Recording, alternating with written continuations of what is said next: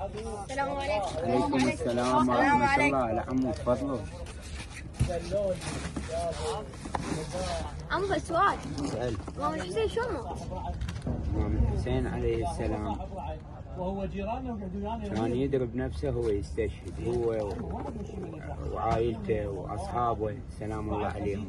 فاتجه من مكة ما بايع يزيد الله يلعنه، يزيد الله يلعنه، ما بايع الإمام الحسين. اتجه من مكة إلى العراق، إلى العراق بأرض اسمها كربلاء، واستشهد بأرض كربلاء، بأرض الطائف استشهد هو وأصحابه وعائلته.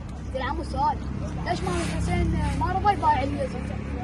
أنا أجاوبه. الإمام الحسين عليه السلام هو القرآن الناطق، نبدأ من النبي صلى الله عليه وآله إلى الإمام علي عليه السلام، الحسن والحسين سلام الله عليه، والتسعة المحسومين عليهم السلام،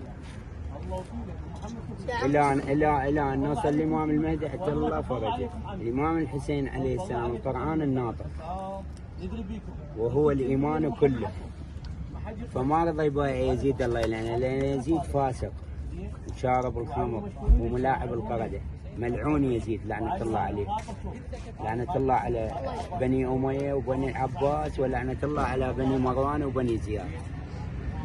يا عمو سؤال، شنو علامة ثورة الإمام الحسين؟ ثورة الإمام الحسين هي ثورة مبدأ، ثورة ضد الظلم، ضد الظلم. ويزيد لعنة الله عليه كان ظالم، وعبيد الله بن مرجانة كان فاسق وظالم.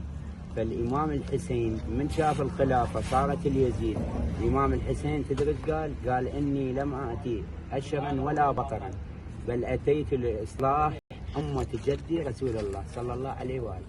أتيت لإصلاح أمة جدي، أمة جدي رسول الله صلى الله عليه وآله.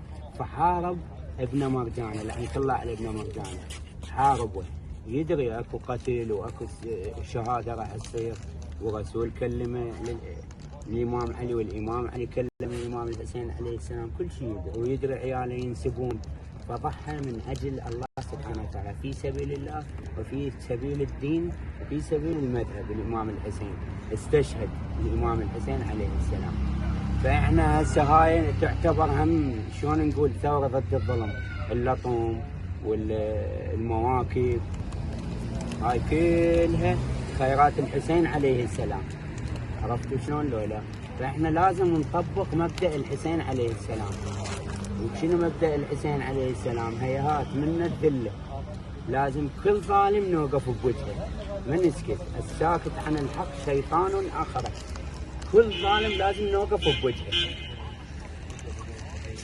نوقف بوجه الظالم ونوقف بوجه الفساد، ما نخلي الفساد ينتشر بالأرض، نحارب الفساد ونحارب الظالم. هاي هي ثورة الحسين ومبدأ الحسين عليه السلام.